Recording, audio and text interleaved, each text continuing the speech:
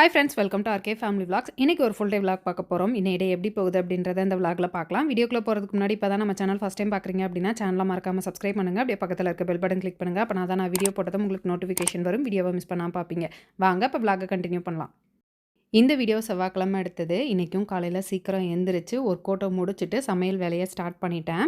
நேற்று எங்கேருந்து எனக்கு அவ்வளோ எனர்ஜி வந்ததுன்னு தெரியல. நான் எழுதி வச்ச ஒர்க்கு எல்லாத்தையுமே கம்ப்ளீட் பண்ணிட்டேன். அதை எல்லாத்தையும் டிக் பண்ணும்போது அவ்வளோ திருப்தியாக இருந்தது. ஆனால் கொஞ்ச நாளாக கால் வலிக்கான ஒர்க் அவுட்ஸ் மட்டும்தான் பண்ணிகிட்டு இருந்தேன். நேற்று ஒரு ஆர்வத்தில் ஒரு 3/4 மணி நேரம் ஒர்க் அவுட் பண்ணேன். ஒர்க் அவுட் பண்ணது காலையிலேருந்து எனக்கு பெருசாக எதுவும் தெரியல. நைட்டு தூங்க போகும்போது தான் வலிச்சது. காலையில் எந்திரிக்க முடியுமா அப்படின்ற ஒரு டவுட்டோடவே தான் படுத்தேன் காலையில். ஆனால் அலாரம் அடித்ததும் டக்குன்னு எந்திரிச்சிட்டேன். நாள் பண்ண ஒர்க் அவுட்டு பாடி கொஞ்சம் பெயினாக தான் இருந்தது. இன்னும் கொஞ்சம் நேரம் தூங்கலாமா அப்படின்னு தோணுச்சு. இன்னும் கொஞ்சம் நேரம் நம்ம தள்ளி போட்டோம் அப்படின்னம்னா வேலைகள் எல்லாம் தள்ளி போகும், இல்லை எந்திரிச்சிடணும் அப்படின்னு எந்திரிச்சிட்டேன். ரொம்ப நாள் கழித்து ஒர்க் அவுட் பண்ணும்போது அந்த பெயின் இருக்க தான் செய்யும். ஸோ அதை அப்படியே விட்டுறாமல் ஒரு 4 நாள் கண்டினியூஸாக ஒர்க் அவுட் பண்ணோம்னா அது பழகிடும். இன்றைக்கி என்னென்ன சமைச்சேன்னு பார்க்கலாம். சாதம் அடிச்சிட்டேன். நேற்று வச்ச புளிக்குழம்பு இருந்தது. ஸோ அதனால் குழம்பு எதுவும் பண்ணலை. பிள்ளைங்களுக்கு லெமன் ரைஸ் பண்ணிடலாம் அப்படின்ட்டு உருளைக்கிழங்கு ஃப்ரை பண்ணிட்டேன். எனக்கு ரொம்ப பிடிச்ச பூசணிக்காய் மொச்சை போட்டு காய் ரெடி பண்ணி வச்சுருக்கேன். இதே சாதத்தில் போட்டு பரட்டி சாப்பிட நல்லாயிருக்கும். சுண்டல் வேக வச்சு வச்சுருக்கேன் ஸ்நாக்ஸுக்காக. நேற்று டக்குன்னு கிளம்புனீங்கன்னா காரணம் நான் ஊட்டி விட்டேன். இப்போ மணி 7:30. தோசையில் இப்போ தான் கை வச்சுருக்கீங்க. 8 மணி ஆக்கிடுவீங்களா?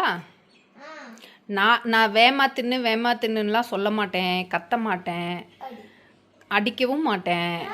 நான் பேசாமல் உட்காந்துருப்பேன். வேன் வந்ததுக்கப்புறம் அறக்க பறக்க நீங்கள் ஓட போகிறீங்க.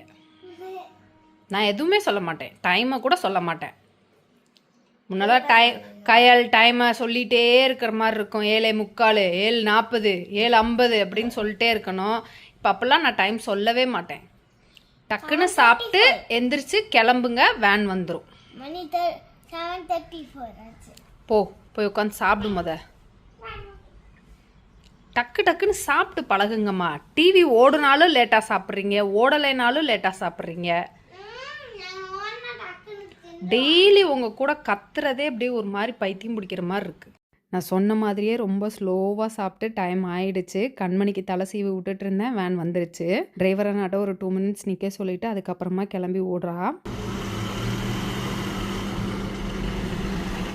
இன்றைக்கி செவ்வாய்க்கிழமை அப்படின்றனால கமல் காலையில் சீக்கிரமே பிஎன்ஐ மீட்டிங் கிளம்பி போயிட்டாங்க. போகும்போது இன்றைக்கி கடைக்கு வராத, வீட்டில் ரெஸ்டடு அப்படின்னு சொன்னாங்க. ஏன்பா அப்படின்னு கேட்டேன். காலையில் சீக்கிரமாக எந்திரிக்கிறேல, அதனால் ரெஸ்டடு, டெய்லி கடைக்கு வரணும்னு அவசியம் இல்லை அப்படின்னு சொன்னாங்க. வீட்டில் இருந்த வேலை, வீடியோ எடிட் பண்ணுற வேலை அப்படின்னு எல்லாத்தையும் 11 மணிக்குள்ளே முடிச்சுட்டேன். 11 மணிலேருந்து சும்மாவே உட்காந்துருக்க மாதிரி இருந்தது. கீழே ஏதாவது பண்ணுறாங்களா பார்க்கலாம் அப்படின்னு வந்தேன். சத்து மாவுக்கு வறுக்கணும் அப்படின்னு எல்லாம் பிரித்து வச்சுட்டு இருந்தாங்க. கொடுங்க, நான் ஒரு பேட்ச் வறுக்கிறேன் அப்படின்னு சொல்லி நான் வாங்கி வறுத்துட்டு இருந்தேன். ஒரு பேட்ச்க்கு மேலே வறுக்க விடலை. எங்களுக்கு வேலை வேணாமா, நீங்கள் போய் வேறு வேலை இருந்தால் பாருங்கள் அப்படின்னு சொல்லி ரேவதி அக்கா வாங்கிக்கிட்டாங்க. இன்றைக்கி நான் என்ன பண்ணணும் அப்படின்னு எழுதி வச்சதில் ஏதாவது புக்கு ரீட் பண்ணணும் அப்படின்றதும் எழுதி வச்சுருந்தேன். புக்ஸ் படிக்கிறது ரொம்ப நல்ல விஷயம். நிறைய விஷயங்களை நம்ம தெரிஞ்சுக்கலாம். எல்லாமே நமக்கு தெரியுமா அப்படின்னு கேட்டால் கண்டிப்பாக கிடையாது. நம்ம தெரிஞ்சுக்க வேண்டிய விஷயங்கள் ஏகப்பட்டது இருக்குது. ஆனால் நான் புக்ஸ் படிப்பேனான்னு கேட்டால் கண்டிப்பாக கிடையாது. நான் ரொம்ப ஆர்வமாக படிக்க ஸ்டார்ட் பண்ணது பொன்னியின் செல்வன். அதுவுமே ஒரு புக்கு தான் படித்தேன், மித்தது படிக்கவே இல்லை. ஒரு நாளைக்கு அட்லீஸ்ட் 2 பேஜ்னாச்சும் படிக்கணும், எதையாவது தெரிஞ்சுக்கணும் அப்படின்னு சொல்லி புக்ஸ் படிக்க ஸ்டார்ட் பண்ணியிருக்கேன். உங்களில் எத்தனை பேருக்கு புக்ஸ் படிக்க பிடிக்கும், எந்த புக்கு படிச்சுட்டு இருக்கீங்க அப்படின்றதெல்லாம் கமெண்ட் பண்ணுங்கள். எந்த புக்கு நல்லாயிருக்கும் அப்படின்னு கமெண்ட் பண்ணுங்கள். நானும் வாங்கி படிக்க ட்ரை பண்ணுறேன். இன்றைக்கி நான் கடைக்கு போகாதனால பிள்ளைங்களையும் கமலையும் கொஞ்சம் சீக்கிரமே வர சொல்லியிருக்கேன். சரி வந்தாங்கன்னா ஏதாவது ஹெல்த்தியாக ஸ்நாக்ஸ் செஞ்சு கொடுக்கலாமே அப்படின்ட்டு பூங்கார் அரிசியில் புட்டு ரெடி பண்ணலாம் அப்படின்ட்டு ரெடி பண்ணிகிட்ருக்கேன். பூங்கார் அரிசி மாவு ஒரு 1/4 கேஜி அளவுக்கு எடுத்திருக்கேன். அது கூடவே கொஞ்சமாக உப்பு போட்டு தண்ணி கொஞ்சம் கொஞ்சமாக தெளித்து நம்ம பிசைஞ்சு எடுத்துக்கலாம். தண்ணி நிறைய ஊற்றிடக்கூடாது, லைட்டாக தெளித்து தான் பிசையணும். நான் வெதுன்னு இருக்க தண்ணிலாம் ஆட் பண்ணல, நார்மல் பச்சை தண்ணி தான் ஆட் பண்ணி பிசைகிறேன். மாவு இந்த மாதிரி தான் மிக்ஸ் பண்ணி வைக்கணும். எந்த விதமான கட்டியும் இருக்கக்கூடாது. மாவு பார்க்க உதிரியாக இருக்க மாதிரி இருக்கணும். பிடிச்சா இந்த மாதிரி கொலக்கட்டை பிடிக்கிற மாதிரி வரணும். உதுத்தோம்னா டக்குன்னு உதிர்ற மாதிரி இருக்கணும். இதுதான் புட்டு பதம். தண்ணி நிறைய ஊற்றி பிசைஞ்சிட்டோம் அப்படின்னம்னா வேக வச்சு எடுக்கும் போது ஒரு மாதிரி கொலன்னு ஆகிடும். நம்ம ரெடி பண்ணி வச்சிருக்க மாவை ஒரு வெள்ளை துணியில மாத்தி வச்சுக்கலாம். இப்போ இந்த துணியை அப்படியே எடுத்து நம்ம ஸ்டீமர் பாத்திரத்துல வச்சிடலாம். நான் இந்த மாதிரி ஸ்டீமர் பாத்திரத்துல வச்சுக்கிறேன். இது இல்லாட்டி இட்லி பானையில கூட நம்ம வச்சுக்கலாம். இந்த மாதிரி துணியை உள்ள வச்சு நல்லா க்ளோஸ் பண்ணிட்டு லிட் போட்டு நம்ம மூடி வச்சிடலாம். ஓப்பன்ல இருந்தது அப்படின்னா நீராவி வந்து மாவுல பட்டும் கொலக்குலன்னு ஆகிறதுக்கு வாய்ப்பு இருக்கு. தண்ணி நல்லா கொதிச்சதும் அந்த பாத்திரத்தை வச்சு ஒரு 15 நிமிஷம் நல்லா வேக வச்சு எடுத்துக்கலாம். இப்போ ஒரு 15 நிமிஷம் ஆச்சு. ஓப்பன் பண்ணி பார்க்கலாம். புட்டு நல்லா வெந்திருக்கும். வெந்ததுக்கப்புறம் அப்படியே துணியை எடுத்து வேற ஒரு பாத்திரத்துக்கு இமிடியேட்டா மாத்தி வச்சிடலாம். பாத்திரத்துக்கு மாத்துனதுமே உடனே தேவையான அளவு நாட்டு சர்க்கரை, தேவையான அளவு தேங்காய் துருவல், கொஞ்சமா நல்லெண்ணெய் ஆட் பண்ணிட்டு எல்லாத்தையும் மிக்ஸ் பண்ணி விட்டுறலாம். சூடு இருக்கும்போதே நல்லா மிக்ஸ் பண்ணி விட்டுருங்க. அப்பனா தான் நாட்டு சர்க்கரையோ வெல்லமோ கரைஞ்சு அந்த புட்டு வந்து நல்லா டேஸ்ட்டா இருக்கும். எனக்கு இன்னும் கொஞ்சம் தேங்காய் துருவல் இருந்தால் நல்லாயிருக்கும் அப்படின்னு தோணுச்சு. அதனால அரைச்ச எல்லாத்தையுமே போட்டு நல்லா மிக்ஸ் பண்ணி விட்டுட்டேன். புட்டு சூப்பராக இருந்தது. அவ்வளோதான், உதிரி உதிரியான பூங்கார் அரிசி புட்டு சூப்பராக ரெடி ஆயிருச்சு. நல்ல உதிரி உதிரியாக தான் செஞ்சுருக்கேன். உருண்டை பிடிக்காம சாப்பிடுங்க. நல்லாக்கா?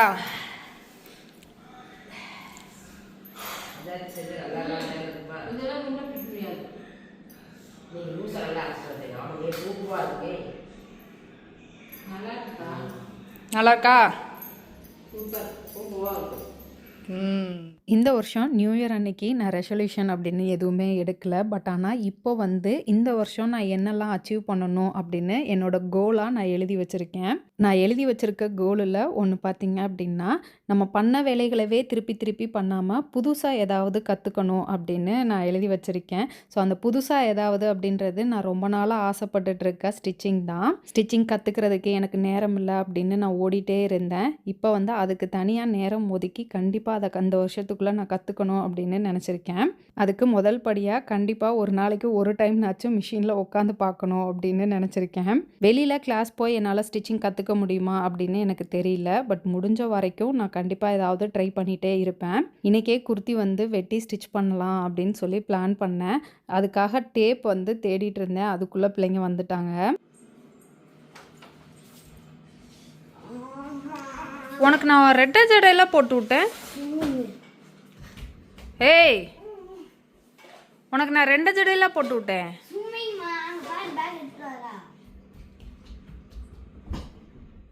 இன்றைக்கி பிள்ளைங்கள சீக்கிரம் கூட்டிகிட்டு வாப்பா அப்படின்னு கமல்கிட்ட சொல்லியிருந்தேன். அதனால தான் வந்து புட்டெல்லாம் ரெடி பண்ணி வச்சுருந்தேன் ஈவினிங் ஸ்நாக்ஸுக்காக.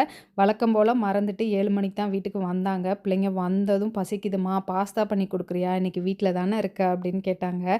சரி ரொம்ப நாள் ஆச்சே அப்படின்னு சொல்லி பாஸ்தா ரெடி பண்ணி கொடுத்தேன். சாப்பிட்டுட்டு இருக்காங்க. ஏய் ஏய், கழுத்தை உடச்சிடாதடி.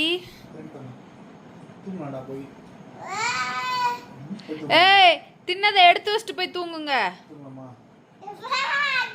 தின்னுட்டு அப்படியே அங்கனானே வச்சுட்டு போயிடாதீங்க. மம்மி ரொம்ப டயர்டாக இருக்கேன்.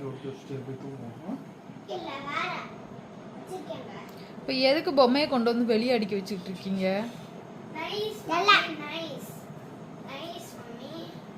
பிள்ளைங்க வந்ததும் டின்னர் ரெடி பண்ணி கொடுத்துட்டேன். சாப்பிட்டு தூங்கவே போகிறாங்க. ஐயோ இவங்களுக்காக புட்டு ரெடி பண்ணி வச்சோமே, கண்டிப்பாக உங்களுக்கு எடுத்து கொடுக்கணும், டேஸ்ட்டுனாச்சும் பார்த்து சொல்லட்டும் அப்படின்னு சொல்லி எடுத்து கொண்டு வந்து கொடுத்தேன். அது என்னது? புட்டு. என்ன புட்டு? பூங்கார் ரைஸ். சுடுதா? ஒட்டி அப்படிதான் இருக்கும். நாக்கில் வச்சு எடு. மென்னு சாப்பிடு.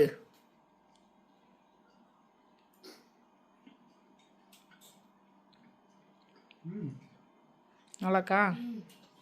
ராகி மாதிரி அது மாதிரி தான் இருக்கு.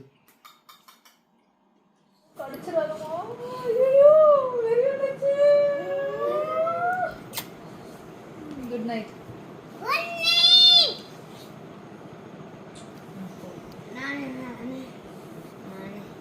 Good night Uma.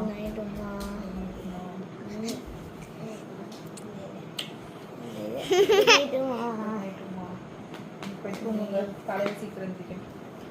டெய்லியுமே தூங்க போகிறதுக்கு முன்னாடி குட் நைட் உமா அப்படின்னு சொல்லி கட்டி பிடிச்சி முத்தம் கொடுத்துட்டு தான் போய் 2 பேருமே தூங்குவாங்க.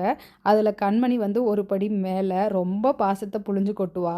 அதுவும் அம்மா மேலே இருக்க பாசத்தை விட அப்பா மேலே இருக்க பாசம் ரொம்ப ஜாஸ்தி. கண்மணி அப்பா பொண்ணு, கயல் வந்து அம்மா பொண்ணு. Good night. பிள்ளைங்க தூங்க போயிட்டாங்க. சிங்கில் பாத்திரம் நிறைஞ்சு போயிருந்தது, அப்படியே க்ளீன் பண்ணிடலாம் அப்படின்ட்டு.